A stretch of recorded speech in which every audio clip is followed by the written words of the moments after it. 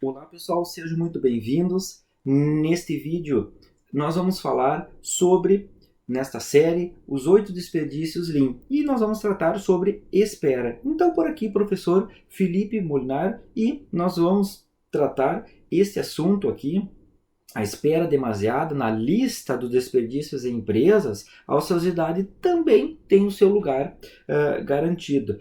Afinal, pessoal, quando a produção fica parada por causa da espera de máquinas, peças e reparos, os prejuízos para os negócios eles são certos.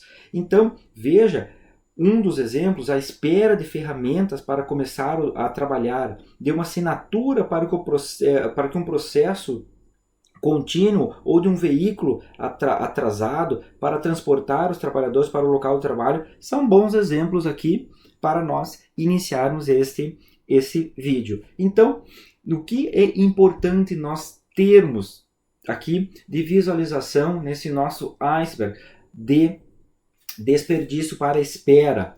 Veja que a falta de sincronia entre os processos sequenciais também leva à queda de produtividade, justamente porque um gargalo ele prejudica a continuidade da linha de produção. Então, algumas causas, processos ou linhas desbalanceadas, por exemplo, quando um trabalhador tem que esperar por um componente para iniciar a montagem de um produto, o tempo de espera se traduz em diminuição da competitividade da empresa.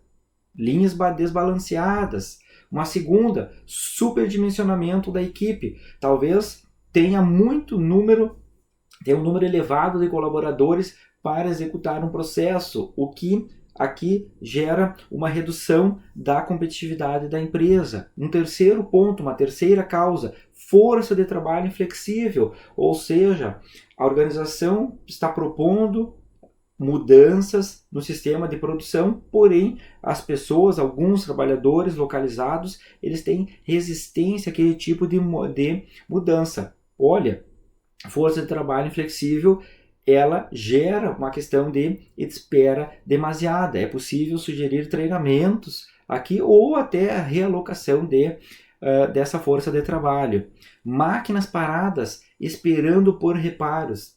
Aqui um dos grandes itens que ocorre nas organizações são aquelas máquinas que necessitam troca de componentes, de peças, de partes ou de uma manutenção corretiva, e aquela máquina, ao invés de ela estar produzindo, então auxiliando a organização, ela está lá parada, resultando em uma espera e resultando assim uma redução da competitividade. Um outro ponto, tempo de setup muito longo.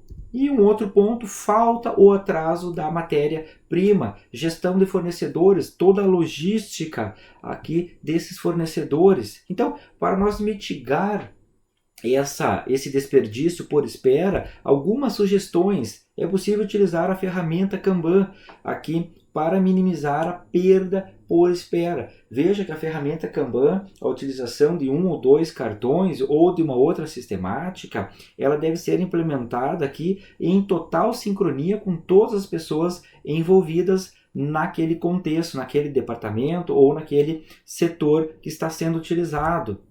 É uma ferramenta muito simples de utilizar, desde que ela seja utilizada e ela seja treinada com as várias pessoas presentes naquele ambiente. Uma outra contramedida, desenvolver trabalhadores flexíveis e com múltiplas qualificações que possam justamente ajustar-se rapidamente às demandas de trabalho, que eles possam participar de outras tarefas, de outros pontos ao longo da organização.